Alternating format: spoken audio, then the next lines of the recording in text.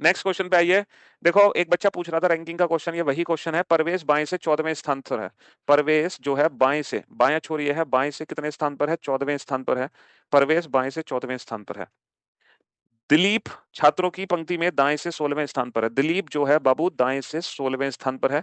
लेकिन दो पॉसिबिलिटी बन सकती हैं, जरूरी थोड़ी है कि परवेज हमेशा दिलीप के लेफ्ट में ही होगा। परवेज जो है दिलीप के राइट में भी तो हो सकता है। दिलीप दाएं से 16वें स्थान पर है, जो परवेश है वो दिलीप के दाईं ओर भी हो सकता है। जब परवेश और दिलीप दोनों आपस में अपनी स्थान बदलते हैं, भैया अपना स्थान बदलो।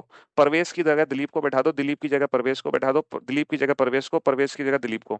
जैसे ही इन्होंने अपना आपस में स्थान बदला तो दिलीप की स्थिति दाएं से 21वीं हो जाती है। बेटा जैसे ही परवेश और दिलीप आपस में स्थान बदल लेते हैं, तो जो दिलीप था ना दाएं से 16वें स्थान पर, वही जो दिलीप है, वही दिलीप बेटा दाएं छोर से 21वें स्थान पर आ जाता है। दाएं छोर से 21वें स्थान पर। जो पहले दाएं से 16वें पर था, वही दाएं से 21वें पे आ गया। देखो इस सिचुएशन में जो दिलीप है दाएं से 16वें पे स्थान पे है।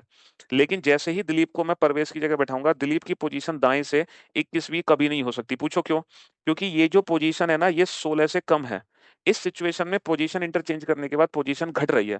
दिलीप की जो पोजीशन पहले दाएं से 16 थी, जब दिलीप को मैं यहां बैठा दूंगा तो दाएं से पोजीशन 16 से घट जाएगी, ना कि बढ़ेगी। तो ये वाला केस कंसीडर नहीं करना है, यही वाला केस कंसीडर करना है। तो बेटा टोटल डिस्टेंस कितनी है हमारी? 14 और 21 है ना, 35। कुल दूरी 35 की है, और दूरी जितनी होती है उससे एक कम व्यक्तियों की संख्या होती है। तो 35 में से एक कम कर दो तो पंक्ति में कुल कितने छात्र हैं? 34।